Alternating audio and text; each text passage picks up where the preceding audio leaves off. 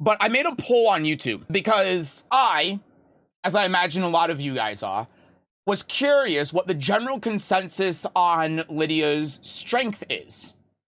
And so I figure, what better place to survey a random selection of people than my YouTube channel that is mainly filled with Lydia players.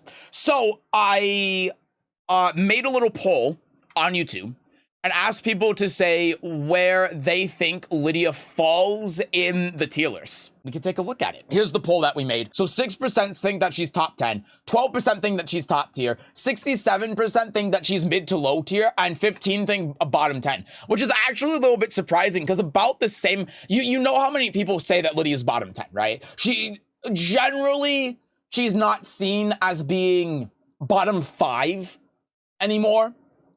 By the high level players, but a lot of the high level players I still see throw it in around bottom 10, right? But it's about the same as the amount of people that think she's top tier, which is really interesting to me. But the majority, of course, saying mid to low tier. I can only make 4 options for YouTube, so I just basically made this what everyone else says, and it's the majority. But it's actually really interesting how few people think that she's bottom 10, especially compared to the general consensus. People, I think that she's a lot stronger than a lot of tier lists make her out to be, which I think is interesting.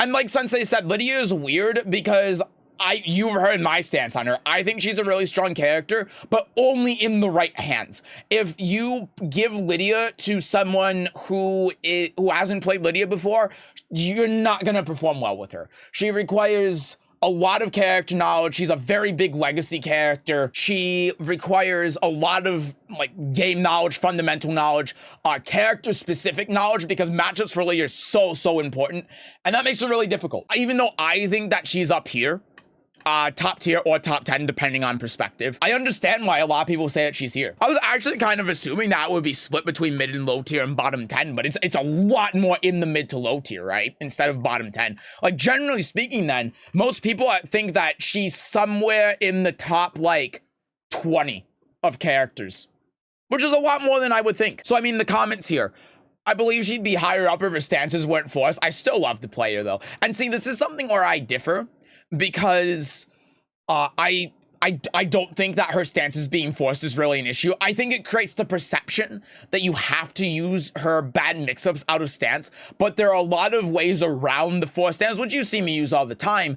And it's like I said a little bit earlier, I don't think the forced stances are really relevant, because since there's so many ways to get around them and so many mind games you can play outside of, like, you do forward 4-2 in the horse, you can still do mind games outside horse. You can still cancel horse and then do back 1, down back 3, forward 4-2, stuff like that.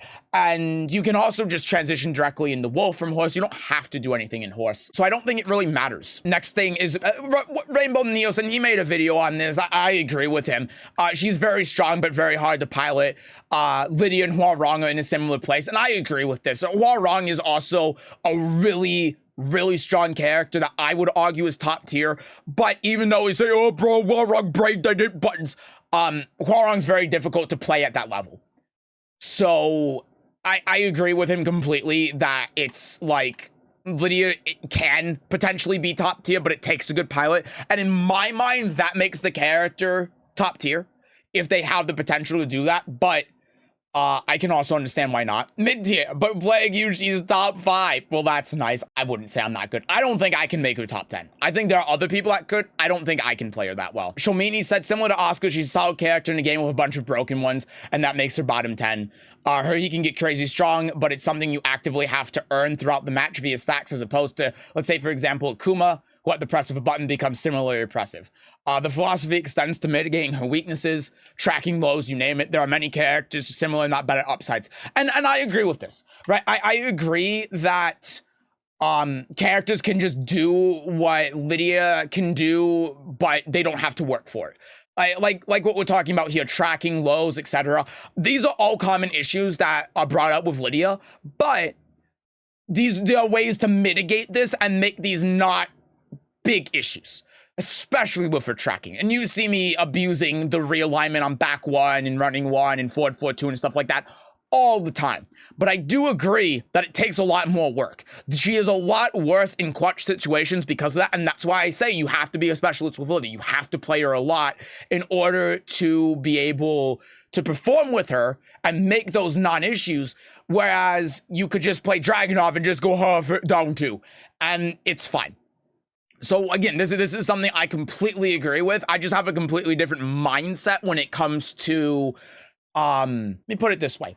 In my mind, if you are a good enough player with the character to be able to mitigate these issues, then that is the same as a character that doesn't have to deal with them at all. Now, a lot of people are going to disagree with that. That's my thoughts on it. So I think Lydia is crazy strong, but with refined weaknesses, as proper balancing should be. Not overpowered, but very strong. Agree with this 100%.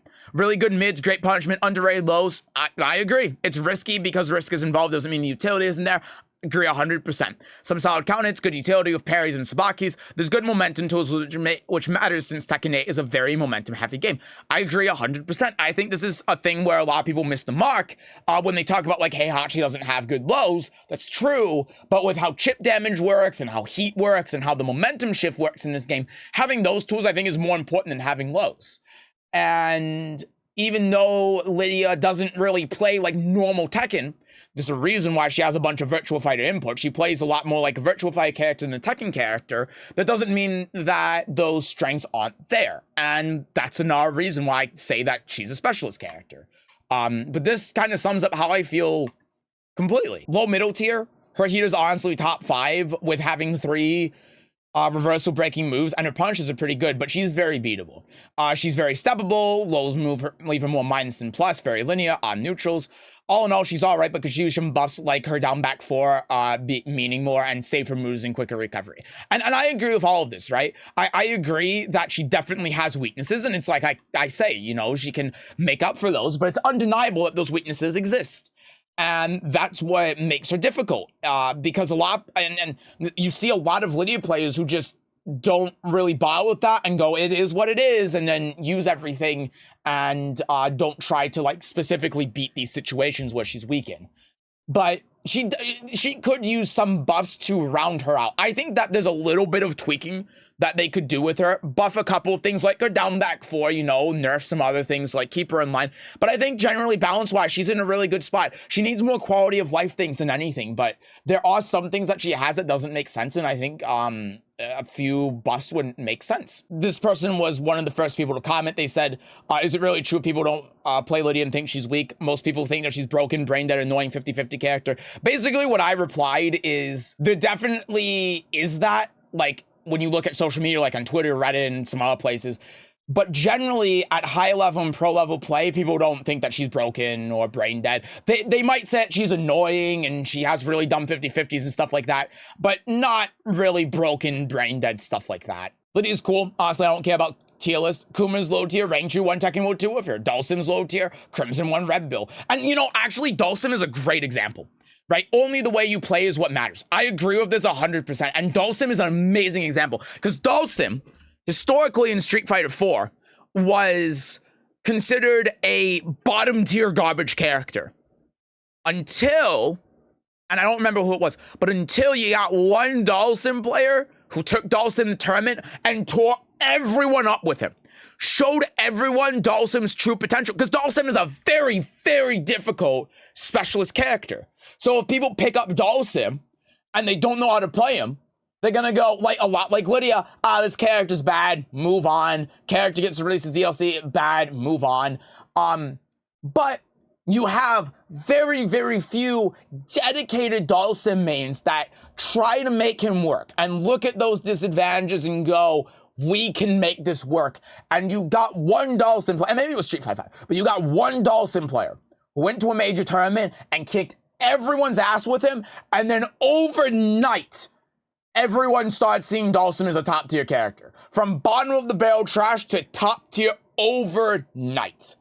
And I think Lydia's in a similar position, right? I think it just requires the right player and the right set of circumstances, and it requires someone who really knows Lydia and is a specialist player with her. And that doesn't really exist with Lydia, because she was the last Tekken 7 DLC character.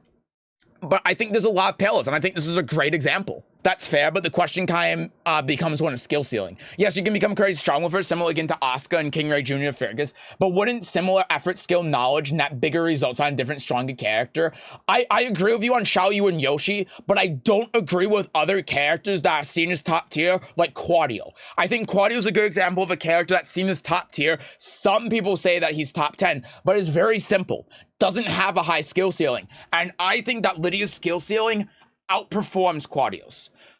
Not every character is going to have the same level of skill ceiling, and not every character, therefore, is going to go up as much as other characters if you achieve this skill ceiling. I think Xiaoyu and Yoshimitsu are great examples of characters that are really, really strong if you get their skill ceiling. And that's one of the reasons I think Xiaoyu is top 10, because I think at her skill ceiling, she is above a lot of other characters that normally people would say that she's below.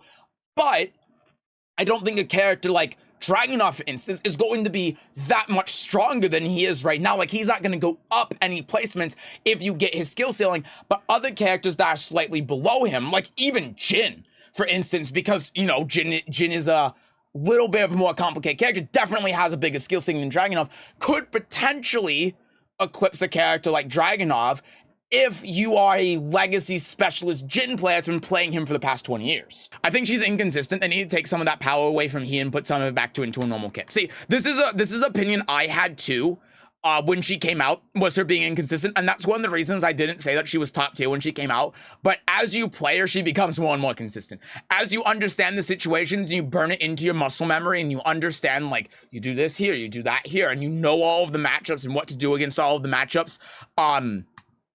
I think that this becomes less and less of an issue.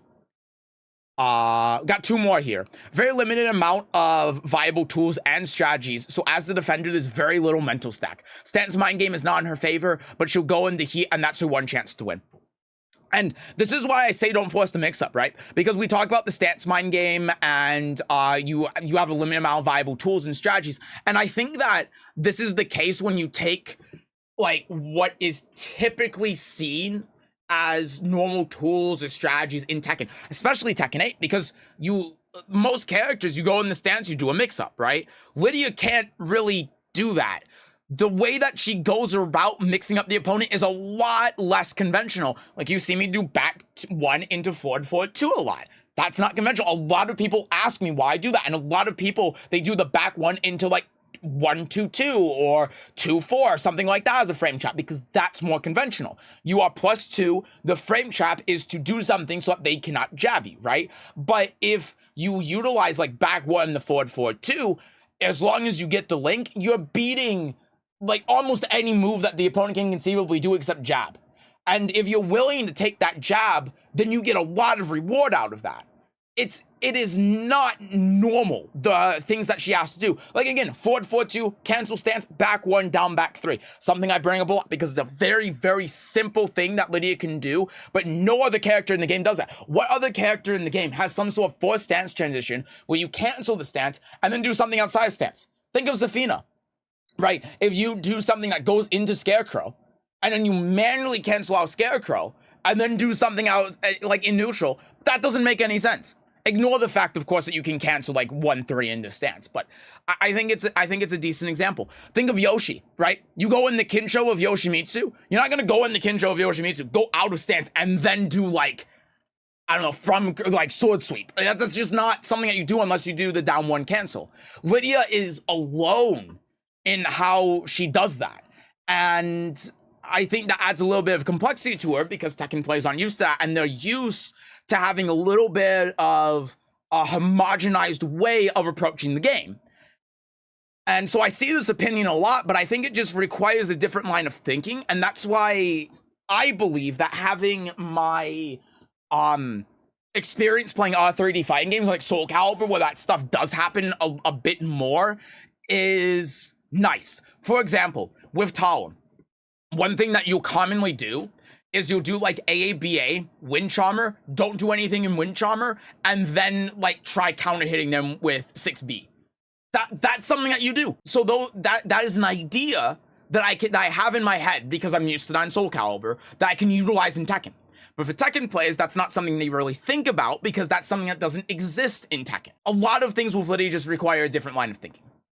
And that makes her difficult, that adds complexity, and it adds a bit of confusion to her. But if you think outside the box with her, I think you can find a lot of success with her. And then the last comment here is just talking about like inconsistency and hard commitment. We've talked about this.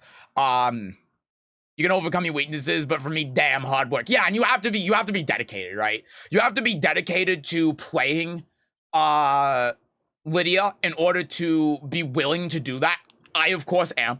Not everyone's going to be, and that's fine. You know, if the character doesn't click with you, then it's perfectly fine for you to go back to playing Lee or whoever it is you normally play. But I think that's the biggest hurdle, right? You have to have dedication and want to play the character and play her as a main. But if you can do that, then I think she works. So yeah, that was everything I wanted to talk about. That was the little poll that I did, the little survey of Lydia that I did on YouTube from my my Lydia audience, completely unbiased, random survey sample. 100% random survey of Tekken players. But yeah, that's my thoughts on everything too. Again, pretty much everything that people say here, I agree with 100%. It's just that my perspective is a little bit different. That's all it is.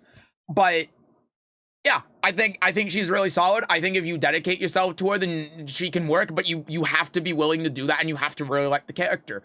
And if she's a character you want to play as a secondary or for fun, that's perfectly all right too. But she's in a weird spot. I think that's the biggest thing that we can conclude on here, is that she's in a weird spot. She's kind of all over the place. People generally think the same thing in terms of what her strengths, her weaknesses are, where she's at, but where she's at like balance wise. But really the biggest variable is how she is tier wise, and it's all a matter of perspective and opinion. So anyway, that was all I wanted to talk about for that. Refresh that page, I comment. Okay. Lydia top 3 prettiest characters. I'm giving that a heart.